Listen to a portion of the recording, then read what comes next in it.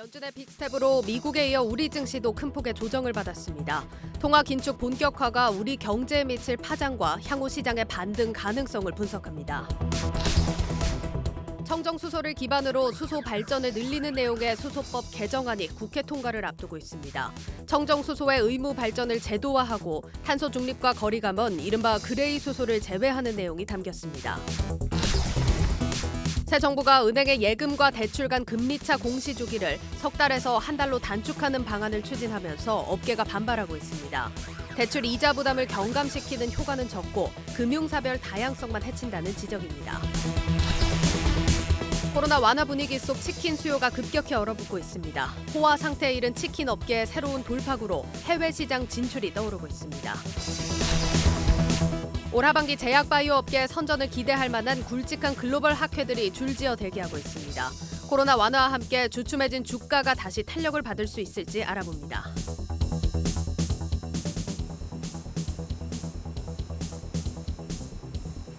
여러분 안녕하십니까. 5월 6일 뉴스플러스 시작합니다. 22년 만에 금리 빅스텝에 시장이 흔들리고 있습니다. 증권부 김종학 기자 그리고 글로벌 콘텐츠부 이지호 기자와 함께합니다. 김 기자, 예상은 했습니다만 오늘 우리 증시도 충격이 적지 않았습니다. 네, 당초 시장에서 예상하던 그런 충격이 계속해서 이어지는 상황입니다. 원래 FOMC를 직후까지만 해도 지난해 하반기부터 이어진 긴축 정책 일종의 달러에 대한 여러 가지 시장의 반응들이 나타나면서 충격이 정상화될 수 있다라는 기대를 해왔습니다만 그제와 어제 이 기대가 깨지면서 전반적인 투자 심리를 짓누르고 있는 상황입니다. 오늘 일본 니케이를 제외하고는 중국, 대만, 한국을 포함해서 시장이 열린 곳들은 대부분 1에서 2%대 하락을 보였습니다. 코스피는 오후 들어서 낙폭을 다소 줄이기는 했지만 한때 1635포인트까지 밀릴 만큼 상당히 불안한 움직임을 보였고 코스닥은 880선에 또 발이 묶였습니다. 코스피 200 등 한국 대표 지수를 따르던 자금들이 프로그램 매매로 또 대거 이탈을 하면서 삼성전자는 다시 6만 원대 중반 아래로 위메이드, 펄어비스, 카카오 등 이 급락한 종목이 속출한 하루였습니다. 외국인 자금이 지난 이틀간 거래 금액을 집어삼킬 정도로 빠져나가다 보니까 오늘 서울 외환시장에서 원달러 환율도 치솟았는데 1275원까지 장중한 때 올랐습니다. 금융투자 업계에서 보는 시장이 이렇게 하락한 배경들을 보면 크게 세 가지로 꼽히는데 부족한 유동성, 또 인플레이션에 대한 우려가 지속되고 있고 또 이제 하반기 이후에 성장 둔화가 나타날 수 있다는 이런 세 가지 요소가 해결되지 않을 거라는 전망 때문입니다. 이런 상황에서 미국의 통화 정책이 더 강한 긴축으로 이동할 것이라는 전망에다가 또 중국이 지금 강한 코로나 공세 정책을 쓰고 있다 보니까 공급망 충격으로 인해서 이런 부담들이 커질 수 있다라는 우려가 나오고 있습니다.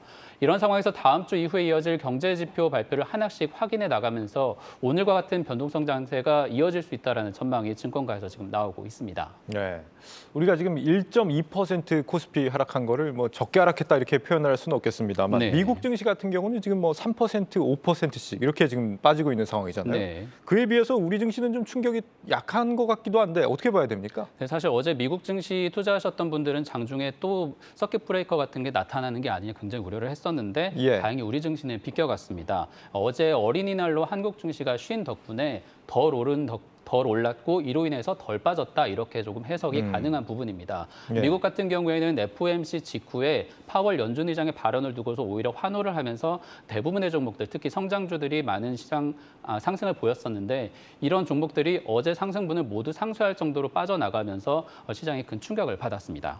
그렇군요. 지금 김 기자 말대로 그 금리 인상 첫날에는 오히려 분위기가 굉장히 좋았거든요. 지금 불확실성이 해소되면 보통 이제 좋은 거잖아요, 장에. 그런데도 어제 갑자기 장이 좀 반전한 이유 어떻게 봐야 됩니까? 시장에서는 제롬 파월 의장의 의도와 다르게 좀 발언을 해석했다 이런 얘기들이 좀 들리고 있는 상황인데요. 제롬 파월 의장이 당장 0.75%포인트 이른바 자이언트 스텝 금리 인상 가능성에 대해서 선을 그었을 뿐 인플레이션을 고려했을 때 자이언트 스텝은 아니어도 계속 금리 인상을 할 수밖에 없다는 게 전문가들의 시각입니다. BNP 파리바는 전날 시장 랠리에 대해서 파월 의장이 의도했던 것과 다른 상황이라며 연준이 시장에 다시 메시지를 줄 것이라고 내다봤고요. 또 칼라일 그룹 공동 창업자 데이비드 루벤스타인도 우크라이나 전쟁과 물가 급등, 경제적 불안 요소가 엄존하는 가운데 연준도 50bp 수준에서 꾸준히 금리를 인상할 것이라면서 투자자들에게 현실로 돌아오라고 촉구하기도 했습니다. 0.75%포인트가 아닐 뿐이지 긴축은 계속된다 이런 얘기인 거죠? 네, 맞습니다. 앞서 미국 연준은 올해 안에 적어도 2차례 이상의 추가 금리 인상을 예고했는데요. 인상폭은 앞서 말씀드린 것처럼 0.5%포인트가 유력한데 이렇게 두 번만 올려도 1%포인트가 상승하는 개념이 되는 거죠. 예. 이렇게 되면 미국 기준금리는 2% 정도가 됩니다. 하지만 두 차례보다 더 많은 인상이 이뤄져서 올해 안에 2%를 넘길 것이라는 전망이 지배적인데요. 골드만삭스는 내년 2분기가 되면 기준금리가 3%대를 돌파할 것이라는 예측도 나오고 있습니다. 이 부분에 대해서는 국내 증권가들의 이야기를 조금 더 들어볼 필요가 있을 것 같은데요. 예. 이번 FOMC 직후에 파월이 이제 제롬 파월 의장이 기자회견을 하면서 75bp 0.75% 인상에 대한 옵션이 사라졌기 때문에 잠시 시장이 안도를 했었거든요. 그런데 따져보니까 이게 조삼모사격의 발언이었다라는 해석이 지금 나오고 있습니다. 미국 연준이 기준금리를 0.5%포인트 속도로 인상을 하면 시중에 풀었던 달러를 인수하는 속도가 달라질 거냐? 그렇지 않다라는 건데요. 이게 달러를 회수하는 지표로 보는 영레포 금리도 0.8%로 지금 올라 있는 상황이고요. 예. 파월이 대중들에게는 완화적인 발언을 하고 있지만 실상은 달러를 더 빠른 속도로 걷어서 연에 2.5% 내지는 2.75%까지 금리를 올리겠다라는 게 점점 확실해지고 있다라는 해석이 나옵니다. 게다가 앞서 월가가 전망하는 금리 인상 속도도 달라진 게 아니다라는 건데 미 연준의 0.5%포인트 인상 속도는 이제 기본 속도가 되고 이런 추세라면 올해 연말까지 2.25%포인트를 더 올려서 시장에 충격을 줄 수 있다라는 예상이 나오는 상황입니다. 상황이 이렇다 보니까 증권가에서 전망하는 코스피 하단과 또 상단도 상당히 조금 작년 고점을 넘어서지 못하는 상황인데요. NH투자증권이 예상한 코스피 밴드는 최하 2,600에서 최고 3,000선을 지금 제시를 하고 있고요. 예. 대신증권에서는 2,570선에서 2,820선 정도로 아주 좁게 제시를 하고 있습니다. 문제는 시장이 지금 반영조차 하지 못한 또 하나의 충격이 다음 달에 다가오고 있다라는 건데요. 바로 양적 긴축이 시작이 된다라는 겁니다. 6월 1일부터 양적 긴축, 양적 완화의 반대로 시장에 풀었던 돈들을 본격적으로 회수하는 연준의 조치가 시작이 되는데 예. 이게 아직은 시작이 되지도 않은 상황인데 충격을 받고 있는 것이고 또 그 충격이 정말 다음 달부터 나타나게 되면 가늠하기 힘들어서 이 부분에 있어서는 증권가에서도 당장 해석이 어렵다 이렇게 지금 말을 하고 있을 정도입니다. 지금 대차 대조표 축소라고 하는 이 양적 긴축은 어느 정도나 하겠다는 겁니까? 네, 일단 미국은 다음 달 1일부터 8월까지 매달 475억 달러씩 연준 자산을 축소하겠다는 계획인데요. 미국 국채 300억 달러, 주택 저당 채권 그러니까 MBS 175억 달러씩 줄일 방침인데요.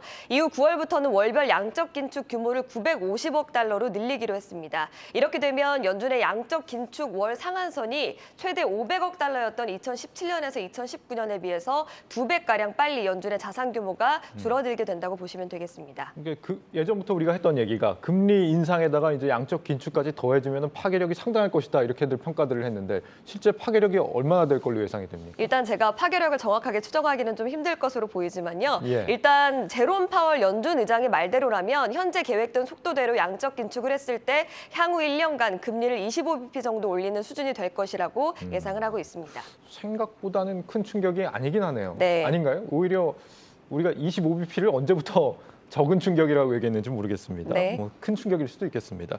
사실 지금의 이제 조정에 대해서는 여러 가지 평가들이 좀 나오고 있습니다만 우리가 이미 사실 긴축이 어느 정도는 좀 진행이 될 거라는 걸 사전에 예고가 돼 있었던 상황인 거고 네. 그런 상황에서 증시도 최근에 계속해서 거듭해서 조정을 받은 상황이었는데 그런데도 또 다시 결국에는 증시가 큰 폭의 조정을 받았다는 점에서는 어떻게 보면은 이 파월의 발언이 좀 불신을 낳고 있는 게 아닌가 이런 생각도 듭니다.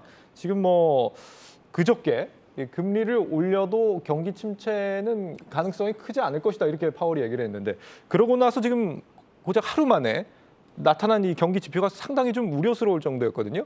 시장에서 지금 예상을 하고 있었던 부분은 연준에서 당초 예상했었던 금리 인상의 속도를 빠른 시점에 줄일 수 있을 거다라는 게 이번 FOMC에서 어느 정도 가늠이 될 거라는 기대였던 겁니다. 예. 그런데 따져 보니까 인플레이션이 이제 다음 달 이제 4월 소비자 물가 지수가 이 다음 주에 공개가 되는데 이게 예상치를 넘을지도 모르는데 0.5%포인트밖에 안 올린 것은 조금 더 큰 충격을 가져올 수 있는 것 아니냐. 오히려 6월에 0.75% 내지는 0.5%를 또 인상을 하면서 그런 부담이 시장이 결국은 다 흡수하게 될 것이고 주가가 미리 이번에 다 반영을 하면서 빠지는 것으로 추정이 되고 있습니다. 예. 특히나 지금 성장주들이 많이 올라왔었던 상황이기 때문에 당장 자금을 많이 뺄 수 있는 특히 애플이나 아마존 이런 종목들에 대해서는 일종의 그런 종목들을 공매도하는 그런 자금들까지 몰리면서 시장 하락을 부추겼고 특히 어떤 종목들 같은 경우에는 마진콜이 나타난 경우도 있었기 때문에 예. 이런 흐름들이 미국 시장이 충격을 줬던 것으로 지금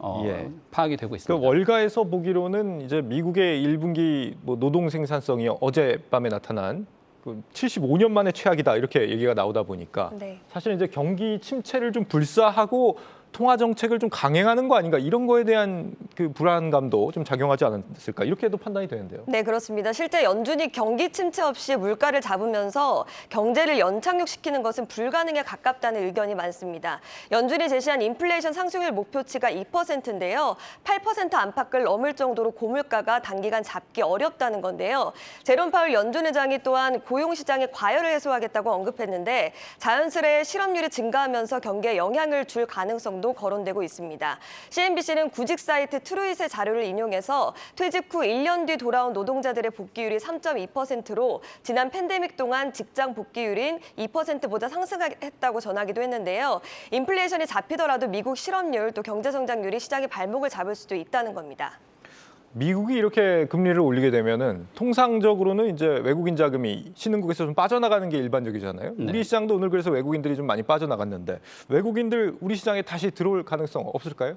당분간은 기대하기 힘들 것 같습니다. 상당히 시장 하락 부분에 있어서 좀 안타까운 얘기이기는 하지만 국내 시장의 흐름을 좌우할 외국인 자금 같은 경우에는 연준의 이 과격한 통화 정책을 부른 인플레이션이 언제 진정이 되느냐에 따라서 돌아오느냐 마느냐 그 시점이 결정될 것으로 보입니다.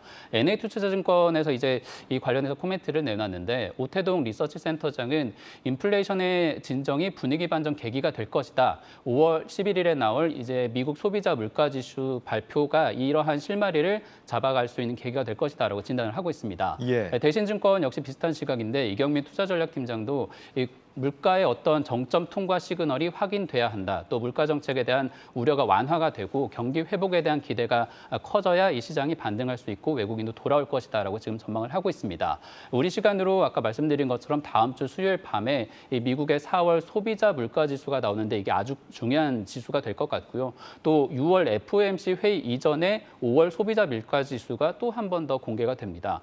지금 이번 달만 해도 8%대 아주 높은 수준의 물가 지수를 예상하고 있기 때문에 이보다 낮은 수준이어야 시장이 물가 정점이 통과했겠다라고 판단을 할 수 있는 거라는 겁니다. 예. 즉 외국인의 자금 이탈이 당분간 순매수로 돌아서기는 어려운 상황이다라고 좀 볼 수 있을 것 같고요. 이런 변동성이 큰 시점이 한동안 이어질 수 있겠다. 6월까지는 이런 흐름이 이어질 수 있다라는 전망이 나오는 배경이기도 합니다. 예. 네, 또 한국의 입장에서 하나 확인해야 할 부분은 중국의 경기 회복이라고 볼 수가 있겠는데요. 중국이 상하이에 이어서 베이징까지 제로 코로나 방역을 위해서 도시 봉쇄도 불사하고 있는 상황입니다. 이 도시 중국 항만에 접근하려는 선박들이 늘어나면서 해운 운임이 치솟고 물류 공급난을 가중시키는 것으로 나타나고 있는데요. 한국에 비해서 중국의 경제 지표가 선행적으로 반영되는 특징도 있기 때문에 미국뿐 아니라 중국의 경제 상황도 함께 체크해 보셔야 되겠습니다. 그 중국이 오늘 항저우 아시안 게임을 무기한 연기하겠다 이렇게 밝혔거든요. 네. 이 항저우 아시안 게임이 9월 중순에 예정돼 있던 거였는데 네. 무기한 연기하겠다. 이게 봉쇄가 짧게는 안 간다 이런 얘기로 보입니다. 물가 압력이 한동안 좀 이어질 걸로 보이고 끝으로 다음 주 시장에서 주목할 일정들 한번 볼까요? 네, 다음 주 일정들이 중요한 일정들이 많습니다. 당장 10일에는 새 정부 출범이 예정이 돼 있고요. 11일에 이제 여러 가지 지수들이 나오는데 미국과 독일 그리고 중국의 소비자 물가 지수가 공개되고 이튿날에 미국의 생산자 물가 지수가 또 나옵니다. 또 12일에는 이 물가 지수를 확인한 이후에 우리 시장은 목요일 옵션 만기일이 예정되어 있기 때문에 시장이 예상 밖으로 또 크게 움직일 가능성도 열려 있습니다. 전체 지수가 이렇게 부진한 흐름이지만 실적에 따라서 상승하는 종목들도 지금 있는 상황이죠. 다음 주에는 물가 상승이나 리오프닝의 영향을 또 상대적으로 긍정적으로 받고 있는 종목들의 실적도 공개가 되는데 롯데쇼핑, CJ 제일제당, 그리고 BGF, 파라다이스, NC소프트 등의 실적 발표가 예정되어 있습니다. 네, 김종학, 이지우 기자였습니다. 네, 파월 의장의 이번 발언을 보면 연준은 앞으로도 빅스텝을 한두 번은 더 할 걸로 예상이 되고 있습니다. 반면 우리 한국은행 총재는 50bp 인상은 필요하지 않다라고 하는 상당히 좀 완화적인 그런 인상 기조를 나타내고 있는데 이 한미 금리 역전에 대한 불안감 커지고 있습니다. 정희영 기자가 알아봤습니다. 제롬 파월 미국 연방준비제도 의장이 6월 FOMC에서 금리 75bp 인상, 이른바 자이언트 스텝은 고려하지 않는다고 밝혔음에도 불구하고 한국과 미국의 금리 역전이 불가피하다는 우려가 나옵니다. 파월 의장은 6월 FOMC에서는 75bp 인상은 적극적으로 고려하지 않는다며 6월과 7월 회의에서는 50bp 인상을 논의할 것이라고 밝혔습니다. 이에 따른 7월 미국의 정책금리 전망치는 1.75에서 2%, 시장에서는 7월 이후에도 꾸준히 연준의 금리 인상 기조는 계속 이어져 연말께 3%를 넘어설 것으로 전망하고 있습니다. 연준의 정책금리를 전망하는 지표인 패드워치에 따르면 올해 말 기준 미국의 정책금리가 3%를 넘을 가능성이 95%를 넘어섭니다. 한국의 현재 금리 수준을 고려하면 오는 26일 금통위에서 금리를 올리지 않으면 당장 7월부터 한국과 미국의 기준금리 수준은 역전됩니다. 뿐만 아니라 올해 내내 25bp씩 금리를 올리더라도 연말 기준 2.75%에 불과해 하반기 중 금리 역전은 불가피할 것으로 보입니다. 전문가들은 금리 역전에 따른 외국인들의 자금 유출로 인해 원달러 환율 상방 압력이 더욱 커질 것이라고 분석합니다. 연준의 가파른 금리 인상에 따른 금리 역전에도 원달러 환율이 1,000원 선에서 안정적인 흐름을 보였던 지난 2005년부터 2007년과는 달리 한국의 경제 펀더멘털이 취약해졌기 때문입니다. 지난 2005년 당시에는 무역 수지가 흑자 기조를 이어갔던 반면에 올해 들어 2월을 제외하고 적자 행진을 이어가고 있습니다. 지난 2005년과 2006년에는 한국이 미국보다 높은 경제 성장률을 보였던 반면에 올해는 미국보다 낮은 성장률을 기록할 것으로 전망됩니다. 우리나라 경제 펀더멘탈이 상당히 좀 안 좋습니다. 그 무역 수지가 계속적으로 좀 악화 일로에 있고 국제 원자재 가격이 과거와 달리 상당히 큰 불안 정세를 보이고 있습니다. 거기다가 우크라이나 사태 이런 부분들이 가시하고 있기 때문에 이런 부분들 때문에 국제적으로 달러와 가치가 상당히 좀 올라가고 있는 그런 상황입니다. 한미 간의 금리 역전 현상이 나타나면은 즉각적으로 이 원화의 어떤 그 가치는 급속히 하락될 가능성이. 달러 상방 압력이 현재 고공행진을 펼치고 있는 물가 상승세 역시 더욱 부추길 수 있다는 우려도 나오는 상황. 금리 역전폭 확대에 따른 달러 강세와 물가 상승을 막기 위해서는 선제적인 추가 금리 인상이 필요하다는 겁니다.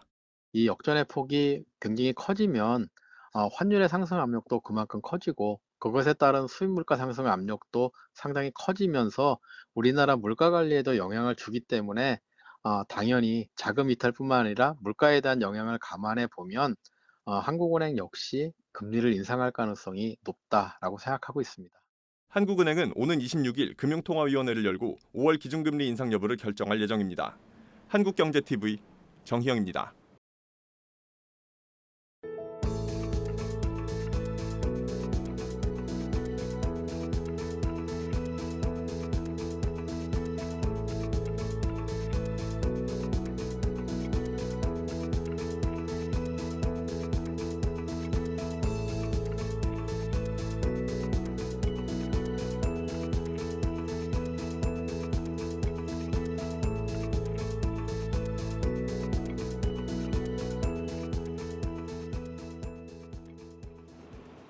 네, 수소법 개정안이 다음 주 국회 통과를 앞두고 있습니다. 이 통과만 되면 청정수소 발전이 의무화된다고 하니까 관련 업계에는 상당한 호재인 게 분명해 보입니다. 산업부 강미선 기자 나와 있습니다.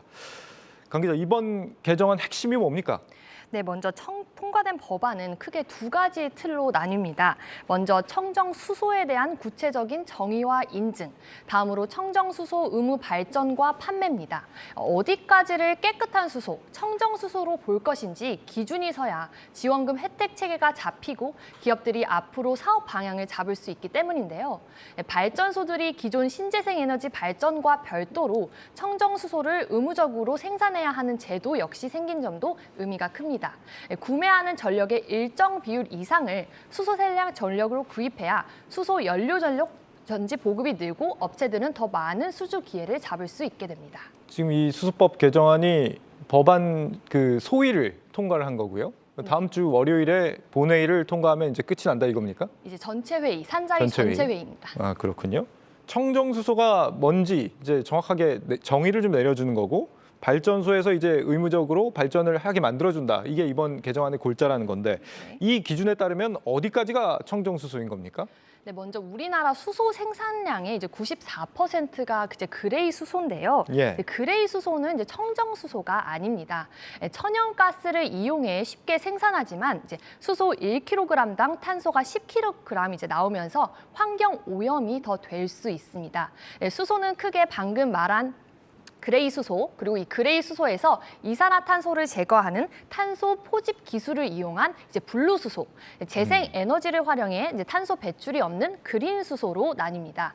이번 통과되는 법안에 따르면 이제 탄소 배출량이 없거나 적은 그린 수소와 블루 수소가 이제 되겠고요.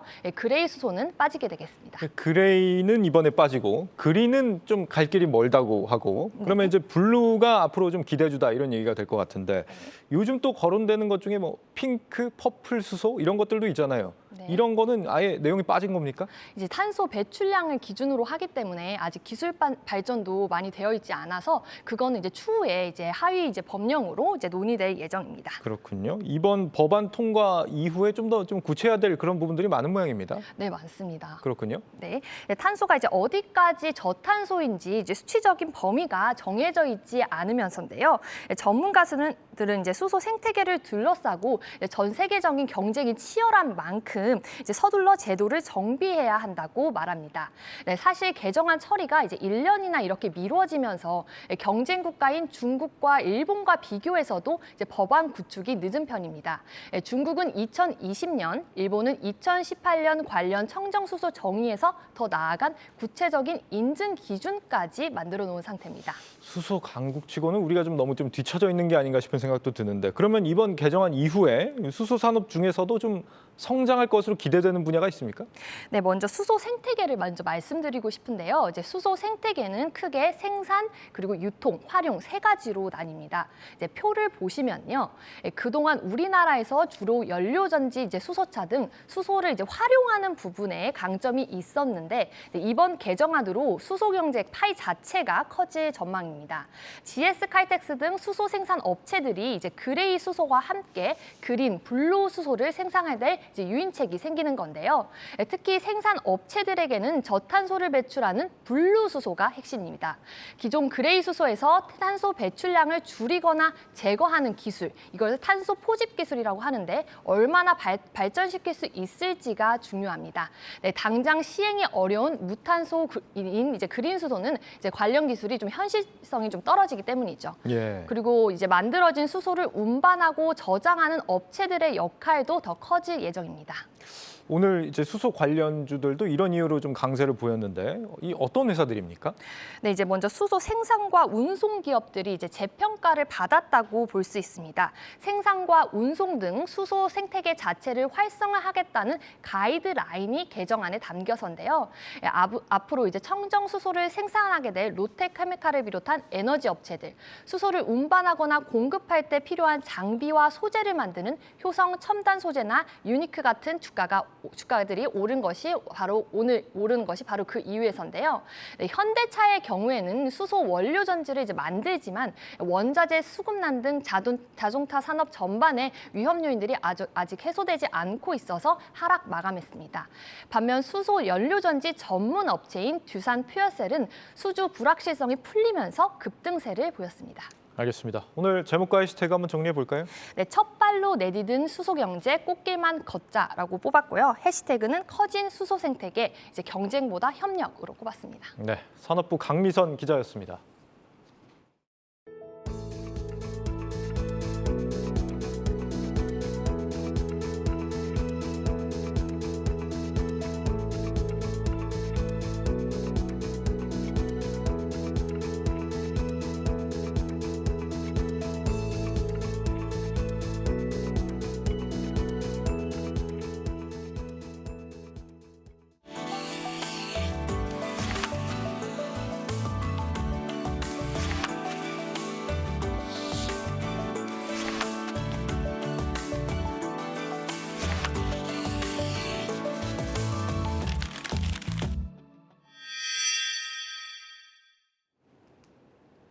네, 새 정부의 예대금리차 공개 추진 방안에 은행권이 술렁이고 있습니다. 이제 앞으로 은행들의 예금금리와 대출금리 월마다 공시가 된다는 건데 은행들로서는 내부 영업 비밀을 공개하는 셈이기 때문에 부담스러운 입장이고 소비자 입장에서도 예대금리차를 확인하는 게 어떤 이득이 있을지 좀 논란이 되고 있는 상황입니다.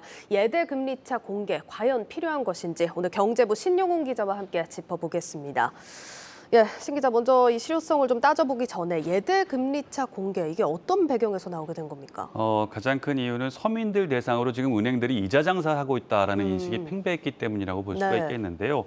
기준금리 인상 시기에 대출금리 많이 올렸다. 그리고 그것도 코로나 이후에 생계형 대출이 좀 많이 늘어난 상황인데 서민들 대출 이자로 은행들이 배를 불렸다라는 생각이 많아졌기 때문입니다. 이런 배경에서 새 정부가 예금과 대출금리 차를 좀 공시해야 되는 것 아니냐, 이거 정책 과제로 추진하겠다라고 들고 나온 겁니다. 네, 뭐 심심치 않게 들려왔던 얘기입니다. 실제로 시중은행은 물론이고 지방과 인터넷 은행까지 최대 이익을 내고 있다고 합니다. 은행들 실적 얼마나 늘었을지 전민정 기자가 정리했습니다. 지난해 한 해 역대급 실적을 낸 금융지주사들이 올 1분기에도 사상 최대 이익을 올렸습니다. 5대 금융지주의 순이익은 처음으로 5조 원을 돌파했고 이자 이익만 11조 원을 넘어섰습니다.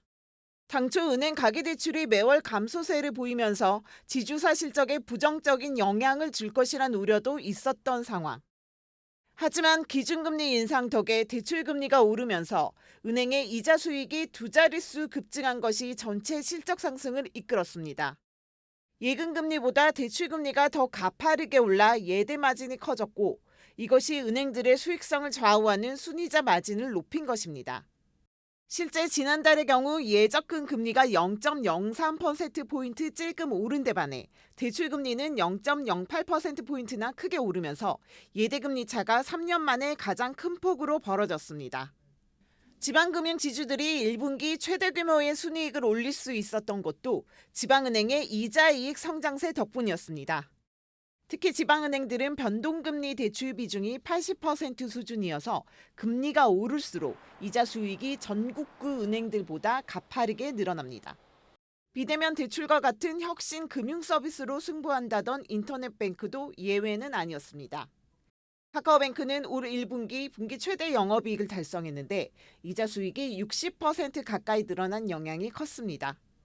미국의 기준금리를 한 번에 0.5%포인트 올리는 빅스텝을 단행하면서 한국은행의 추가 금리 인상에도 속도가 붙을 전망.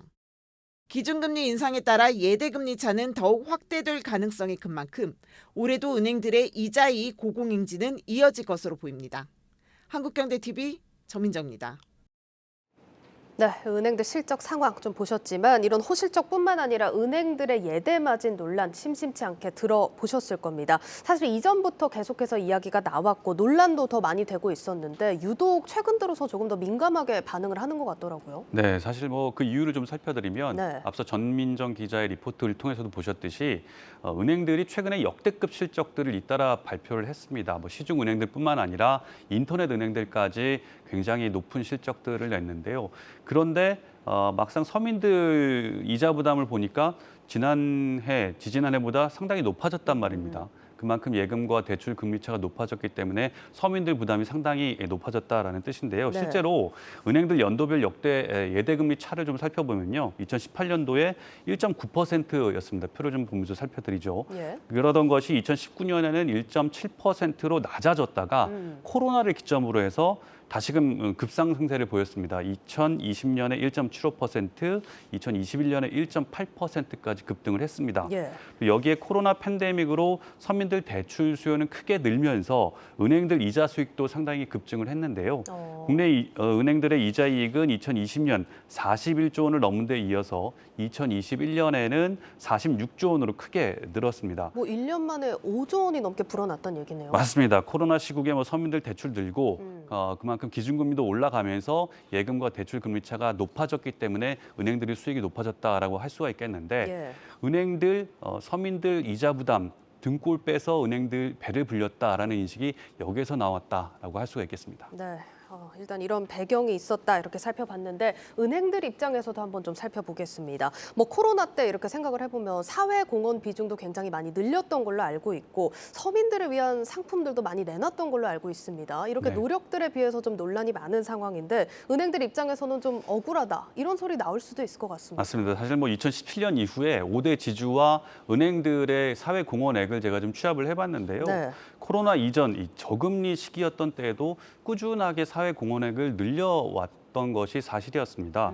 KB의 경우에는 2017년 800억 원대였던 연간 사회 공헌액이 2020년에는 2천억 원대로 급증을 했고요. 예. 또 신한 역시 같은 기간 700억 원대에서 1,700억 원대로 사회 공헌액이 늘어났습니다. 그리고 하나와 우리 NH의 경우에는 2017년 당시부터 1,000억 원대 이상의 사회 공헌액을 기록하고 있었는데 꾸준한 이런 사회 공헌 활동을 이어오고 있는 그런 상황이었습니다. 예. 이들 5대 은행들은 코로나 이후 또 서민들을 위한 금융 상품도 상당히 많이 출시를 했는데요. 예. 대표적으로 코로나 피해 소상공인 사업 정상화 위해서 이 코로나 바이러스 특례 보증 협약 대출이라든가 영세상공인 이자 보전 대출 같은 상품들을 출시를 했고요. 또 이 밖에 은행별로 다양한 햇살론들을 출시하면서 이자 수익을 좀 포기하더라도 코로나 때문에 굉장히 애를 먹고 있는 소상공인들 위해서 다양한 상품들을 출시했다라고 볼 수가 있겠습니다. 예, 뭐 정말 말씀을 해주셨듯이 이런 상품들이 금융사 입장에서는 이자 마진을 좀 포기하고 내놓는 상품들입니다. 그런데 은행권에 대한 인식은 이 규모에 비해서는 훨씬 더 안 좋다 이런 생각이 들거든요. 배경이 어디에 있을까요? 가장 큰 이유는 은행들이 아무리 뭐 좋은 상품을 내놓고 사회공헌을 늘리고 있다고 하더라도 막상 차주들한테는 와닿지 않는 얘기다라고 할 수가 있기 때문인데요. 예를 들어서 뭐 홍수 피해라든지 지진 피해라든지 뭐 산불 피해가 났을 때 대기업들이 수백억, 수천억 쾌척했다라는 뉴스들 많이 들어보셨지 예. 않습니까?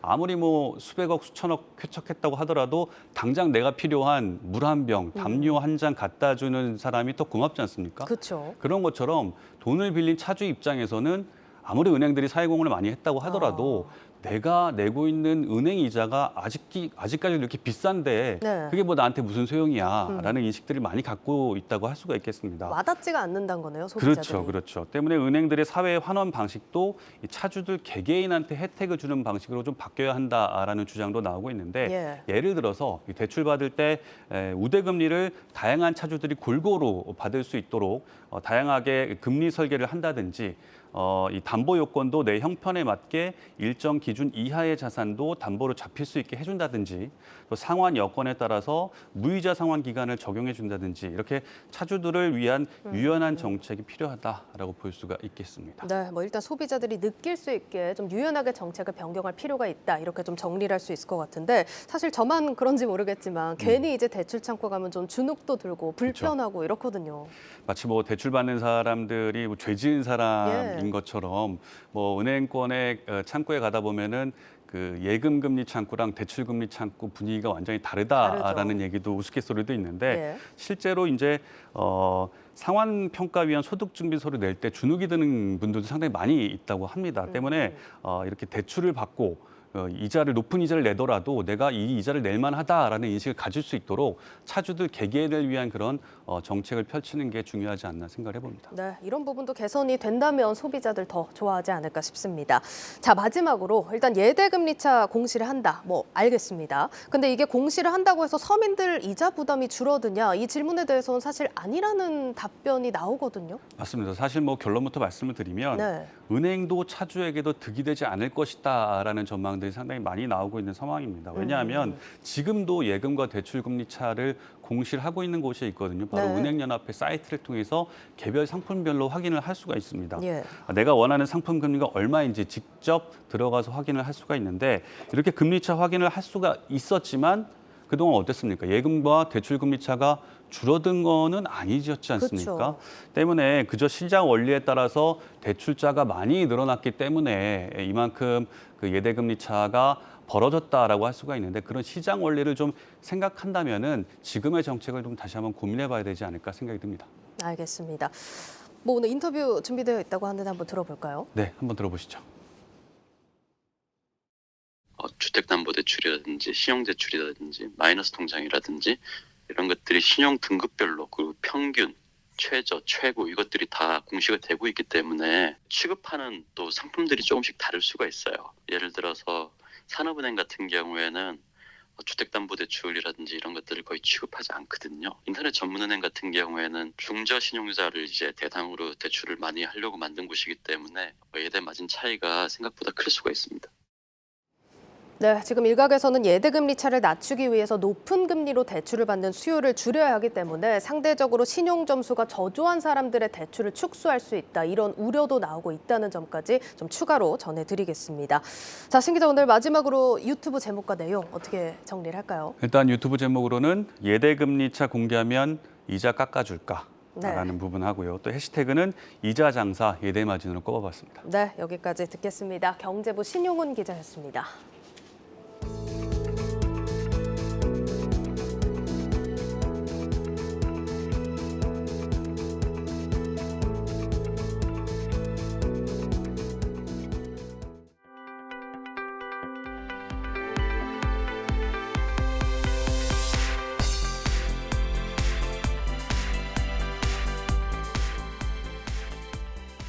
네, 이 프랜차이즈 업계, 코로나 기간 동안 배달 산업이 성장을 하면서 수혜를 톡톡히 봤었죠. 하지만 사회적 거리두기 해제로 배달 수요가 감소하면서 이 실적 악화에 대한 우려가 벌써부터 나오고 있다고 합니다. 오늘은 그중에서도 배달하면 떠오르는 치킨 프랜차이즈 업계 상황 살펴보겠습니다. 유통산업부 유호성 기자 나와 있습니다. 예, 유 기자, 벌써 이렇게 배달 수요가 감소하고 있는 게 수치로도 좀 증명이 되고 있습니까? 네, 그렇습니다. 이 사회적 거리두기가 해제된 것이 지난달 18일이죠. 네. 계산해 보니까 오늘이 꼬박 3주가 되는 날이더라고요.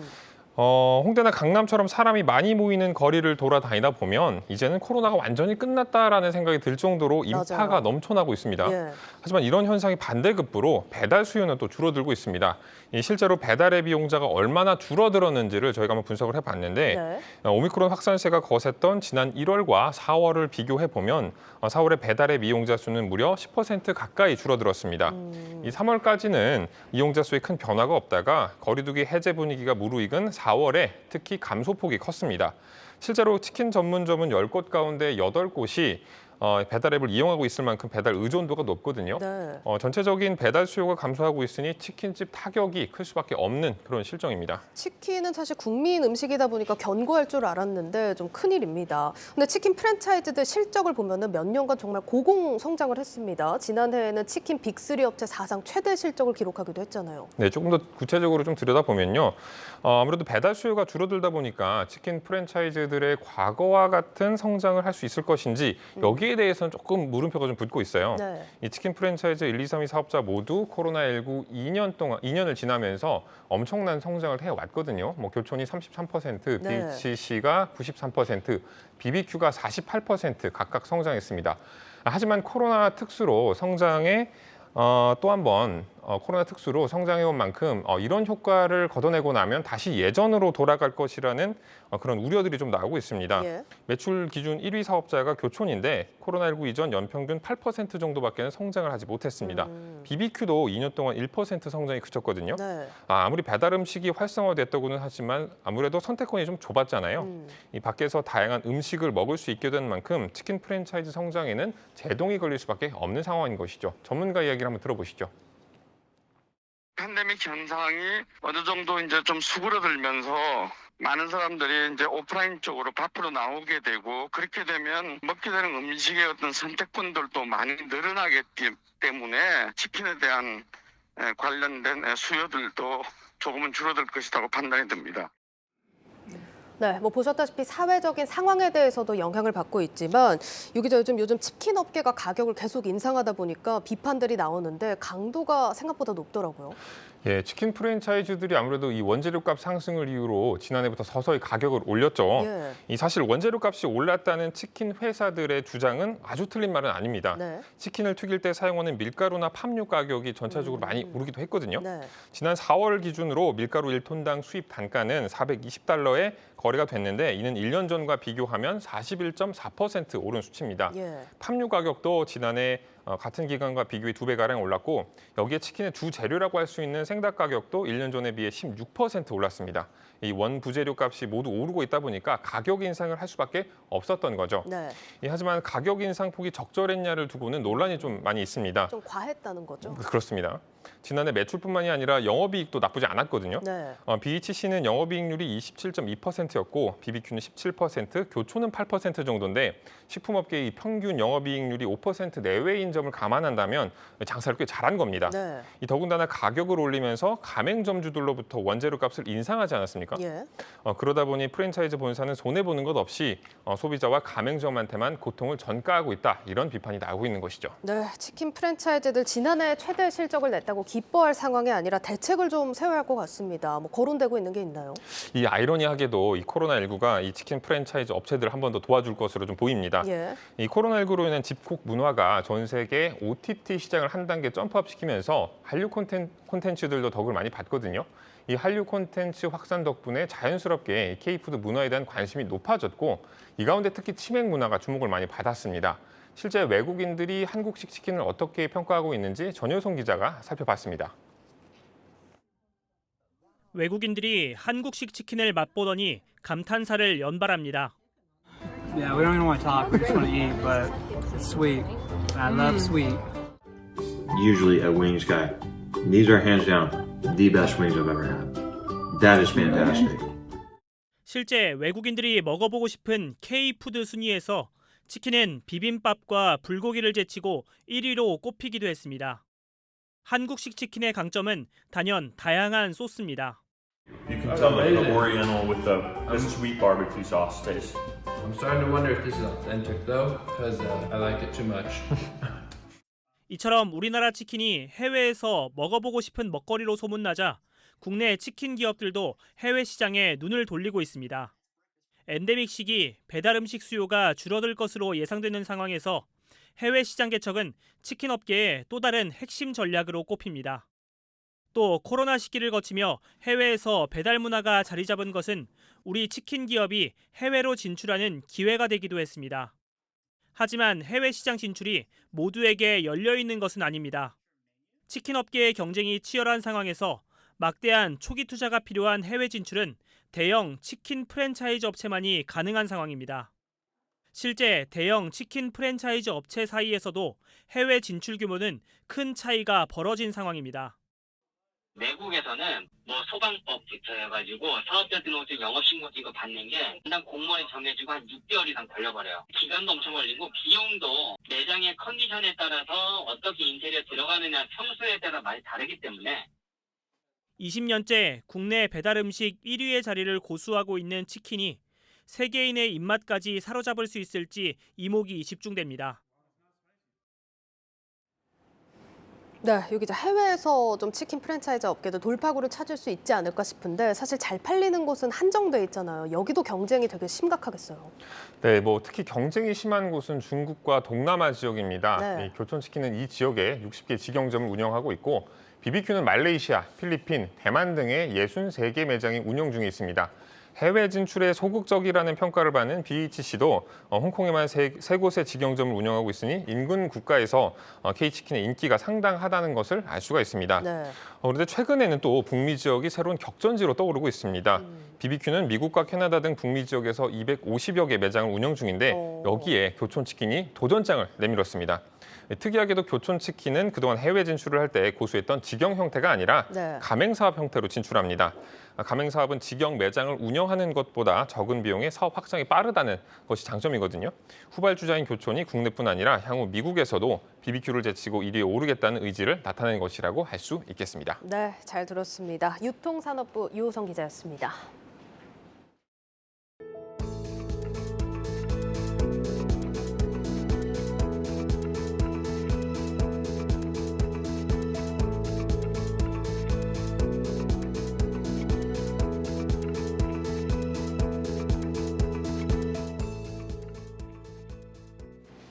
네, 최근 코로나 엔데믹 영향으로 제약 바이오 기업들 주가 움직임이 좋지 않습니다. 심한 곳은 연고점 대비 4분의 1 토막이 난 곳도 있는데요. 오늘 사안 IT 바이오부 고영욱 기자와 함께 짚어보도록 하겠습니다. 네, 거기다 지금 주주분들 마음고생이 이만저만이 아닙니다. 여기서 더 무너질 건지 아니면 반등할 수 있을 건지 좀 궁금해하시는 분들이 많은데 전망이 어떻습니까? 네, 아마 올 초 그 파킨슨병 치료제로 1조 원대의 기술 수출을 했었던 ABL 바이오의 사례를 아마 다들 기억하실 겁니다. 네. 이게 임상도 진행을 하지 않았는데 이런 결과를 만들어낼 수 있었던 배경엔 그 관련 학회에서 꾸준히 연구 결과를 발표해 왔다는 점을 이제 꼽을 수가 있는데요. 예. 이런 굵직굵직한 뭐 학회나 행사들이 제약 바이오 기업들 입장에서는 뭐 세일즈의 장이다라고 불리기도 합니다. 네. 예. 그래서 이런 면에서 그 제약 바이오주의 그 투자 심리가 지금은 조금 얼어붙었지만 앞으로 이제 반등 기회는 좀 남아 있다 이렇게 말씀을 드릴 수 있습니다. 네. 이제 하반기에 이제 글로벌 학회들이 줄줄이 예정이 되면서 대형 기술 수출이나 임상 결과를 기대해 볼 수 있기 때문입니다. 특히 6월에만 이제 대여급 글로벌 학회가 예정이 돼 있는데 관련해서 박승원 기자가 보도합니다. 유럽 류마티스 학회와 미국 임상종양 학회의 바이오 인터내셔널 컨벤션까지 다음 달에만 굵직한 글로벌 학회와 컨퍼런스가 연달아 개최됩니다. 이 가운데 다음 달 1일 개최되는 유럽 류마티스 학회에는 삼성 바이오에피스가 현지 파트너사인 바이오젠을 통해 자가면역질환 치료제의 처방 데이터를, 셀트리온은 자가면역질환 피하 주사제의 임상 결과를 발표할 예정입니다. 미국 류마티스 학회와 함께 류머티즘 분야에서 가장 권위가 있는 유럽 류마티스 학회에서 안정성과 효능 등 우수한 성과를 발표한다면 해당 치료제의 위상은 한층 더 올라갈 것이란 진단입니다. 3일에 개최되는 미국 임상종양 학회에는 유한양행을 비롯해 매드팩토, 제넥신 등이 참가해 발표를 이어갑니다. 전 세계 최대 암학회로 평가받는 미국 임상종양 학회는 일명 기술 수출의 장으로 불립니다. 신약의 임상 결과 발표뿐 아니라 글로벌 제약사들과의 공동 연구도 꾀할 수 있어 주목도가 높습니다. 이 자리에서 유한양행의 경우 얀센의 1조 4천억 원의 기술 수출한 비소세포 폐암 치료제의 병용 임상 추가 결과를 발표할 것으로 보입니다. 만약 병용 임상의 결과가 우수할 경우 이 결과를 기반으로 미국 식품의약국 FDA의 조건부 허가를 신청하고 이르면 올해 말 허가 획득도 가능할 것으로 전망됩니다. 매드팩토는 온라인 참여를 통해 최장암 병용요법 임상을 공개하고 제넥신은 면역 항암제의 병용 임상 이상 결과를 발표할 예정입니다. 미국 바이오협회에서 개최하는 바이오 분야 최대 국제 행사인 바이오 인터내셔널 컨벤션에는 삼성 바이오로직스와 셀트리온, 대웅제약, 동아 ST 등이 참가합니다. 이들 기업들은 자신들이 개발한 의약품을 소개하거나 글로벌 기업들과 협업 방안 논의는 물론 투자 유치에도 나설 예정입니다. 결국 다음 달 유럽 류마티스 학회부터 바이오 인터내셔널 컨벤션을 기점으로 국내 제약 바이오 기업들의 임상 결과를 기반으로 한 기술 수출 논의가 보다 활발해질 것으로 보입니다. 전문가들이 모이는 자리이고 거기에 하이테크 기업들도 많이 참여하기 때문에 그곳에서 많은 계약이 이루어지고 인재 채용도 이루어지고 향후 계획도 많이 협의가 되는 그런 장소라서 하늘길이 열리면 앞으로 국내 관련 업계에도 훈풍이 불 것을 기대합니다. 연이은 악재로 부진한 흐름을 이어가고 있는 국내 제약 바이오주. 다음 달 시작되는 굵직한 글로벌 학회와 컨퍼런스가 한 줄기 빛이 될지 시장에 관심이 커지고 있습니다. 한국경제TV 박승원입니다. 네, 우리 기업들 입장에서는 큰 판매처가 될 것 같습니다. 근데 요즘 워낙 주가가 또 여러 가지의 영향을 받다 보니까 반짝 호재로 끝나진 않을까 이렇게 걱정되시는 분들도 있을 것 같거든요. 네. 아마 이게 계속 뭐 반짝반짝 할 겁니다. 네. 왜냐하면 이제 6월 이후로 이제 그 연말까지 계속해서 이제 중요한 학회 일정들이 빡빡하게 잡혀 있기 때문인데요. 예. 지금 이제 표를 한번 보시면은 이게 간단하게 정리한 겁니다. 이제 7월에 막막 학회부터 12월 혈액 학회까지 뭐 한 달도 거르지 않고 계속해서 이어지는 그러네요. 모습을 보실 수 있습니다. 예. 뭐 제목만 봐도 어떤 내용일지는 다들 이제 짐작이 가실 거고요. 예. 아마 기업들도 앞에서 이제 박승원 기자 리포트에서 소개됐듯이 이제 관련 내용들을 계속해서 이제 발표를 할 겁니다. 자, 한 가지 팁을 드리면 최근 트렌드는 그 치매와 같은 뇌질환 계통 그리고 항암제가 좀 주목을 받고 있다 이렇게 말씀드릴 수 있습니다. 알겠습니다. 뇌질환 계통 치료제들 또 성과를 주목해 보시면 좋을 것 같은데 그럼 구체적인 뭐 기술 수출 시기나 규모 이런 게 좀 정해진 게 있습니까? 네, 저도 취재하면서 사실 그 부분이 가장 궁금했는데요. 예. 뭐 결국은 거래 상대방이 있는 거기 때문에 우리 기업들이 뭐 잘한다는 것만으로 좀 뭐 이제 되는 건 아니고 예측이 사실상 좀 불가능하다는 게 우리 기업들의 좀 반응이었습니다. 네. 다만 이제 기업들이 학회에서 발표하는 임상 데이터는 신약 개발의 중간 평가 지표 성격입니다. 그만큼 이제 블록버스터 신약 출시를 미리 점쳐볼 수 있다는 점에서 긍정적인 재료라는 평가입니다. 관련해서 전문가 의견 들어보시겠습니다. 자신 있는 기업만 이제 참여를 하고 그 결과를 갖다가 이제 그 분야의 최고의 글로벌 전문가들이 보는 거고요. 그 학회뿐만 아니라 거기 학회 쪽에뿐만 아니라 기업들도 참여를 합니다. 그래서 실질적으로 기술 라이센싱이라든가 공동 연구 이런 측면에서는 아주 상당히 중요하게 밑바탕이 된다 이렇게 볼 수 있을 것 같고요. 과거에도 이제 대부분이 그게 단초가 돼가지고 시적인 그러한 큰 딜이 성사된 경우들이 꽤 많은 것으로 알고 있습니다. 네, 결과는 뭐 지켜봐야겠지만 참여한다는 소식만으로도 좀 주가 반등 기회가 되지 않을까 싶습니다. 자, 그래도 사실 제약 바이오 이제 기업에 좀 투자를 하시는 걸 많은 분들이 좀 망설여 하십니다. 투자에 앞서서 좀 주의해야 될 점 있을까요? 네, 뭐 그 투자를 좀 하시기 전에 제약 바이오 섹터가 여전히 공매도의 좀 주요 타깃이 되고 있다. 네, 그 점을 좀 유의를 하셔야겠습니다. 네. 뭐 실제로 이제 올해 들어서 현재까지 그 공매도 과열 종목으로 지정된 기업들이 총 이제 86건이었거든요. 예. 그 중에 20건, 그러니까 뭐 4건 중에 1건이 제약 바이오 기업입니다. 보시면 이제 그 표에서 보시는 것처럼 여러 번 지정된 기업들도 있었습니다. 예. 그만큼 이제 제약 바이오 섹터에서 기술이 어느 정도 좀 검증이 되면서도 이 공매도 잔고가 낮은 그런 기업을 좀 선별을 해서 투자하시는 전략이 펴시는 게 좀 유효할 것 같습니다.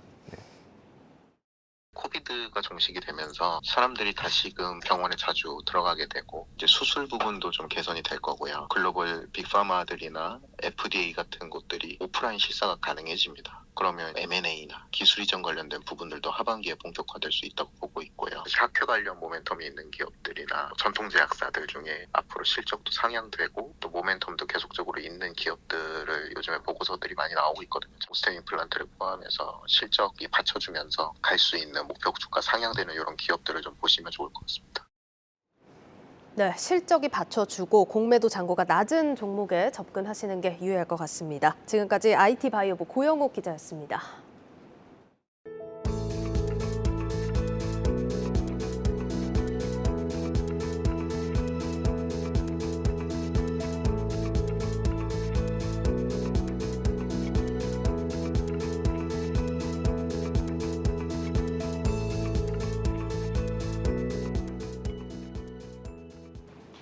월가 공포지수로 잘 알려진 시카고 옵션 거래소 변동성 지수가 하루 만에 22% 폭등했습니다. 바로 전날은 13%나 떨어졌었는데 정말이지 종잡을 수 없는 시장입니다. 이렇게 변동성이 심해지면서 상대적으로 주가 변화가 적은 종목들을 담은 저변동성 ETF가 대안으로 떠올랐습니다. 실제 수익률도 나쁘지 않다고 합니다. 배성재 기자입니다. 나스닥 100 지수를 3배 추종하는 성장주 중심의 ETF TQQQ. 대표적인 레버리지 ETF로 서학개미들이 약 16억 달러, 우리 돈 2조 원 넘게 보유하고 있습니다. 그러나 불안한 시장 상황 속에 이 ETF의 연초 대비 투자 수익률은 무려 마이너스 58%에 달합니다. 변동성 높은 장세에 주목을 받았던 리츠도 조정에 들어갔습니다. 최근 한 주간 국내 상장 리츠 19개 종목의 평균 수익률은 마이너스 3%. 지수나 개별 종목에 비하면 선방하고 있지만 이 또한 불안하긴 마찬가지입니다. 이처럼 시장이 출렁이는 와중에도 저변동성 종목이 편입된 ETF는 시장 수익률을 웃도는 성과를 냈습니다. 이런 ETF들은 주가 등락폭이 가장 낮은 종목들을 모아 담습니다. 국내에서는 한화 아리랑 고배당 저변동 50, 삼성 코덱스 최소 변동성 ETF 등이 대표적입니다. 아리랑 고배당 저변동 50 ETF의 경우엔 코스피 종목 중 가장 등락폭이 적었던 50개 종목을 담습니다. 이 ETF의 연초 대비 수익률은 5.17%, 같은 기간 코스피는 10% 넘게 빠졌습니다. 저변동성 해외 ETF 중 운용 자산이 가장 큰 ETF는 인베스코사가 운용하는 SPLV가 꼽힙니다. 종목을 구성하는 기준은 S&P 500 편입 종목 중 최근 1년간 등락폭이 가장 낮은 100개 항목. 구체적으로는 소비재와 금융 등의 종목으로 구성되어 있습니다. SPLV의 지난 한 달간 수익률은 2.6%, 11% 넘게 빠진 나스닥 100과는 대조적입니다. 증시 변동성이 커지고 성장주 주가가 요동치는 지금 변동성이 적은 포트폴리오를 갖춘 ETF가 피난처로 떠오르고 있습니다. 한국경제TV 배성재입니다. 대형마트의 시식 효과 진짜 있었습니다. 이 코로나로 중단됐던 시식이 재개되자 마트 식품 전체 매출이 한 주 만에 20% 급증했습니다. 김예원 기자입니다. 익히 알고 있는 맛이지만 고소한 만두 냄새가 솔솔 풍기면 발걸음을 멈출 수밖에 없습니다. 만두 드셔보시고 가세요. 마스크를 살짝 내려 음식을 맛보고 나면 흔쾌히 지갑도 열게 됩니다. 손님들이 먹어보면 확실히 맛있다고 느껴지니까 사가요. 전에보다 많이 팔리고 있어요. 1년 7개월 만에 다시 등장한 시식 코너에 마트 오는 재미가 쏠쏠합니다. 휴식 중에는 1m 이상 간격을 유지해야 하는 등 방역 지침은 남아있지만 마트는 활기를 되찾았습니다. 코로나 때문에 굉장히 이렇게 오면은 항상 이건 맛보고 요새 다시 시작해서 너무 좋아요. 이제는 자유를 얻은 것 같고 그래. 시식 재개 효과는 실제 매출로 나타났는데요. 지난 일주일간 냉동만두와 육고기 매출이 크게 뛰었습니다. 지난해 2월에 나온 비빔면부터 5개월 전에 출시한 비건 만두까지 식품사들은 코로나19 팬데믹 기간 동안 홍보가 어려웠던 신제품들을 시식 코너로 줄줄이 소환했습니다. 신제품은 시식 아니면 입소문이 나야만 구매로 이어진다는 점에서 직접 맛보는 게 중요하기 때문입니다. 최근에 나왔던 신제품들은 아무래도 이제 잘 모르시는 분들도 많고 트라이얼이 일어나지 않다 보니까 고메 브랜드의 중화식이라든지 이렇게 최근에 나온 신제품 위주로만 좀 제한적으로 하고 있는 상황이에요. 고객의 입과 지갑을 모두 열게 만드는 시식 덕분에 대형마트의 식품 전체 매출도 20%나 증가했습니다. 그간 신제품 출시를 미뤄오던 식품회사들도 시식 재개에 맞춰 신제품을 잇따라 내놓을 전망입니다. 한국경제TV 김예은입니다. 뉴스플러스를 마치겠습니다. 여러분 고맙습니다.